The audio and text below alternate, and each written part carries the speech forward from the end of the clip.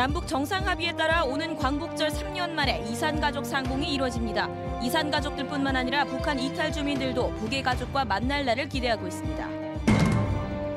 역사적인 남북 정상회담과 그 결과물인 판문점 선언이 나오면서 전국의 지자체마다 앞다투어 남북 교류와 경협 관련 추진책을 발표하고 있습니다. 독립유공자 52명을 안장한 국내 최대 독립유공자 집단묘역인 신암 선열공원이 오늘 국립묘지로 승격됐습니다. 권영진 대구시장이 경선을 통과하자마자 예비후보를 사퇴하고는 대구시장 선거가 끝나기라도 한 것처럼 대처하는 데 대해 비판이 일고 있습니다. 여러분 안녕하십니까? 계속해서 대구 경북 소식입니다. 대구에 있는 한 정신병원이 경영난을 이유로 문을 닫기로 했습니다. 문제는 폐업 하루 전에서야 환자와 직원들에게 일방적으로 통보했다는 겁니다. 이 폐업을 한다는 사실을 갑작스럽게 통보하면서 100여 명의 환자들이 오갈 데 없는 처지에 놓였습니다. 양관희 기자입니다. 밤늦은 시각, 정신병원 앞에 흥분한 입원 환자들이 모여 있습니다. 병원 측이 문을 닫는다는 소식을 불과 하루 전 갑자기 알렸기 때문입니다. 입원 환자 대부분은 기초생활수급자들로 가족도 갈 곳도 없는 경우가 많습니다. 가실 병원이 있어요? 아니, 정했지. 갑자기 결정 나가지고 내일 나가라 하는데 이런 경우가 어디 있습니까? 아침이 되자 환자들이 부랴부랴 짐을 밖으로 옮깁니다. 아침까지 짐을 모두 빼라는 병원 측의 요구 때문입니다. 오늘 제까지 나가든지 한 내일 아침까지 좀 나가라. 어제 오후에. 그러니까 우리 갑자기 뭐 갈 데 없지 뭐. 하루 전에서야 폐업 통보를 받은 건 간호사와 병원 직원들도 마찬가지입니다. 언제 졌는데요?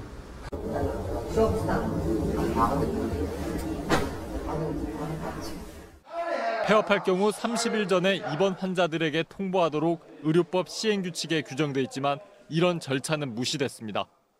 이제 급하게 결정됐고 그걸 이제 하면 이 환자를 통보하고 뭐 하는 절차를 실무진 제가 좀 몰랐어요. 이런 거 저도 폐업하는 거, 병원 폐업하는 거 저 처음 해보는 거라서. 대구시가 계도에 나서자 법적 절차를 밟겠다고 병원 측이 뒤늦게 밝혔지만 환자들이 머물러도 식사와 치료 등 정상적인 의료 서비스를 받기는 어려울 것으로 보입니다. MBC 뉴스 양관입니다. 남북 정상 합의에 따라 오는 광복절을 계기로 이산가족 상봉이 이뤄집니다. 지역의 이산 가족들 벌써 가족 상봉의 그날만 기다리는데요. 북한 이탈 주민들도 조심스럽게 북에 남은 가족과 만날 날을 손꼽고 있습니다. 소건 기자입니다. 남북 두 정상이 오는 광복절을 계기로 이산가족 상봉에 합의했습니다. 더 늦기 전에 이산가족들의 만남이 시작될 것이며 고향을 방문하고 서신을 교환할 것입니다. 남과 북, 이산가족이 3년 만에 다시 만나게 됩니다. 실향민 아버지를 둔 진원철 씨는 이번 남북 합의를 반신반의하면서도 북쪽에 살고 있는 고모들과 편지라도 늘 교환할 수 있기를 소망했습니다. 제가 어렸을 때는 명절날은 슬픈 날인 줄 알고 있었어요. 왜 그러냐면 명절 차례상 차려놓고는 막 계속 우시는 거야. 이산가족 상봉을 원하는 지역민은 3천여 명. 이 가운데 80세 이상은 62%로 하루 1시가 급하다고 실향민은 말합니다. 우리가 염원하는 거는 이게 100명씩 200명씩 해결은 안 되고요. 우리 살아생전에 한 번도 못 해보겠고 소신교환이라도 왕래해야 돼요. 지역에 정착한 북한 이탈 주민도 이번 정상회담을 계기로 북에 남겨둔 친인척과의 교류를 조심스레 기대해봅니다. 한국에 온 지 10년이 돼가는 김래영 씨는 아기가 생긴 뒤 더욱 어머니가 보고 싶다며 그리움을 말합니다. 라진하고 포항 쪽에 뭐 이렇게 보니까 이렇게 좀 그런 것도 좀 했으면 좋겠고 그러면 저도 엄마도 볼 수 있고 마음대로 있잖아요. 글쎄 뭐 그렇게는 안 되겠지만서도 그런 바람은 없지 않아 있죠. 대구와 경북 지역에 정착한 탈북민은 1,700여 명에 이릅니다. 이산가족과 함께 또 다른 분단의 아픔을 안고 사는 탈북민도 새 시대가 열리길 기대하고 있습니다. MBC 뉴스 서건입니다.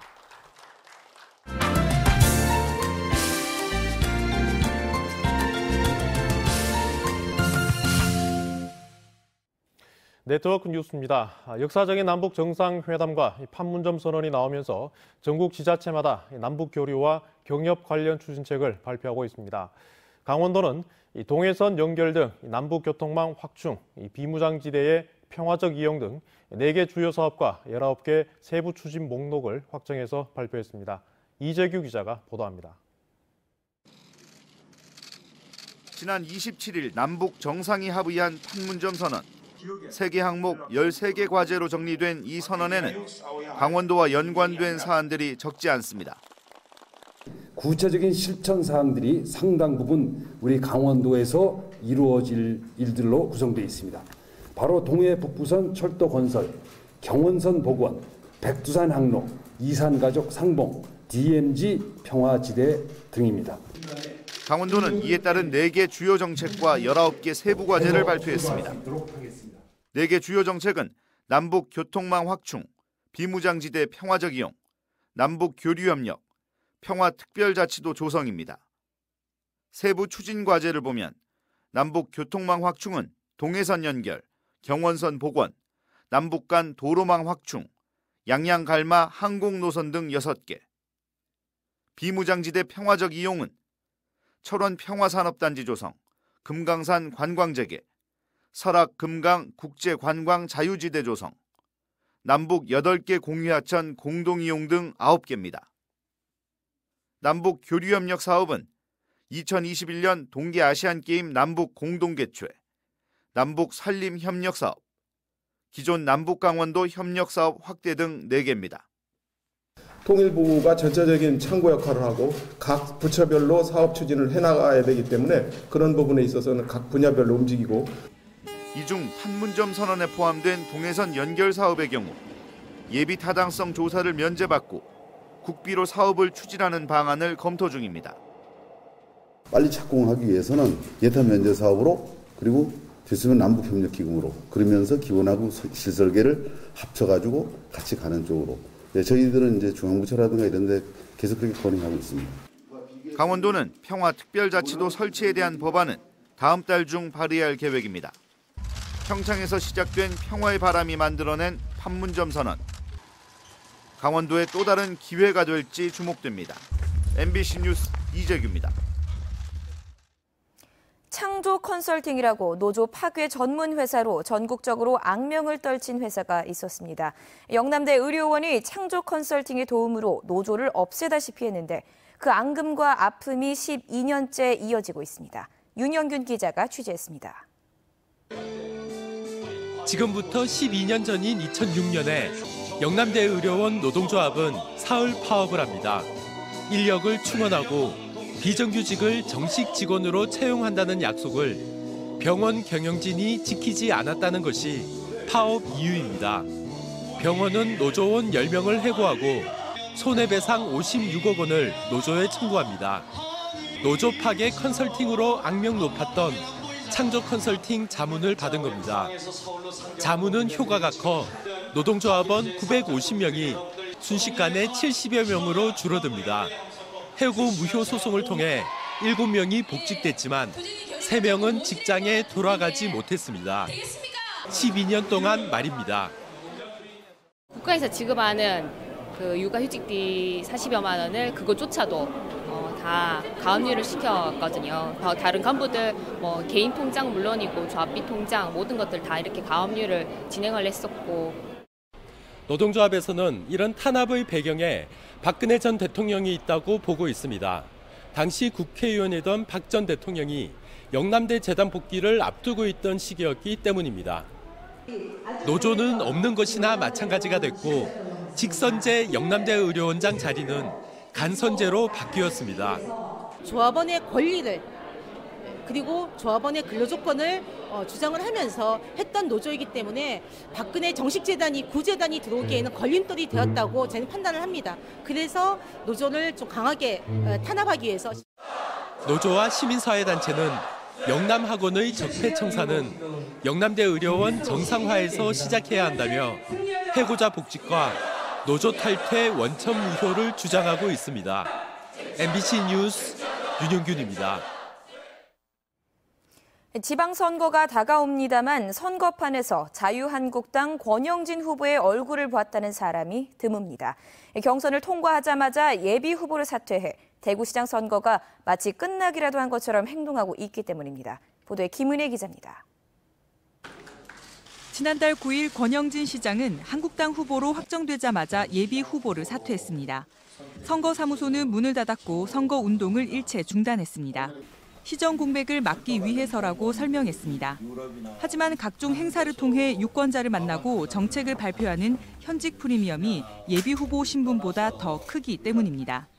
지방선거에 나오는 후보자들에 대해서 유권자들이 별로 아는 게 없거든요.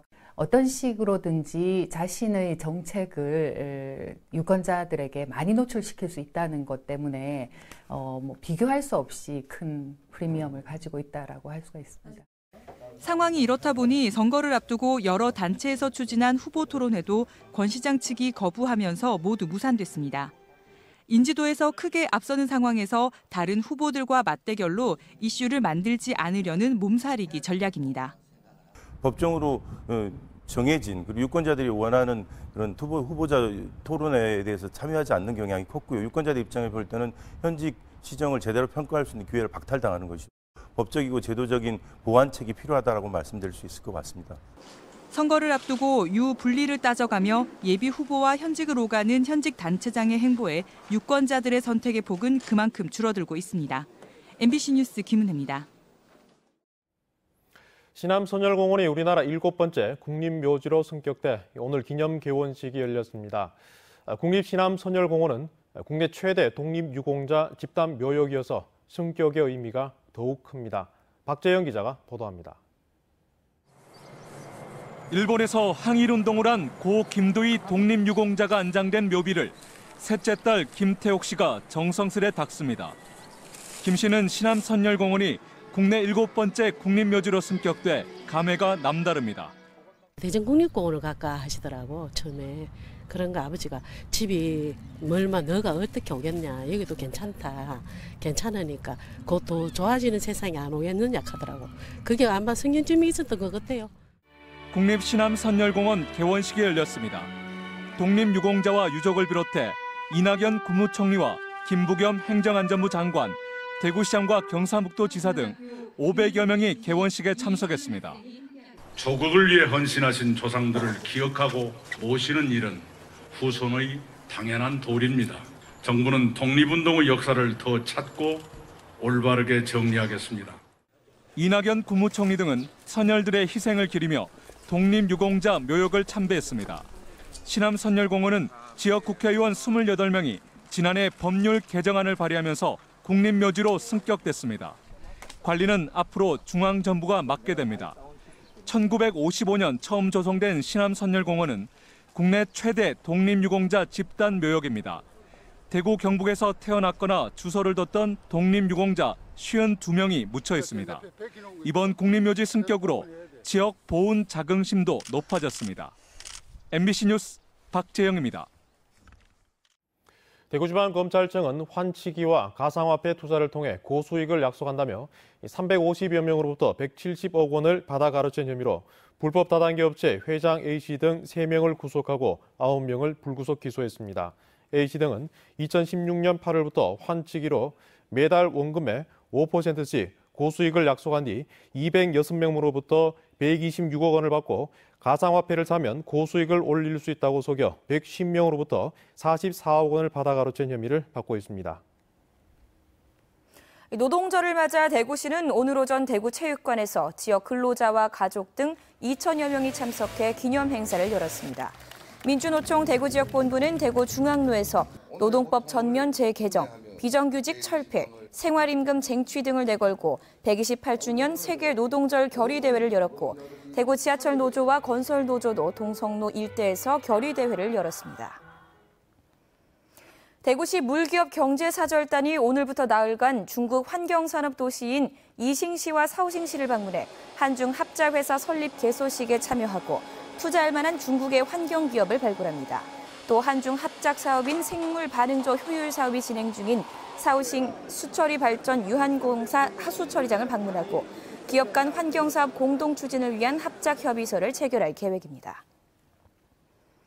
문체부와 국민체육진흥공단이 팀킴의 컬링 신화가 탄생한 의성군을 올해 지역 특화 스포츠 관광산업 육성 대상지로 선정했습니다.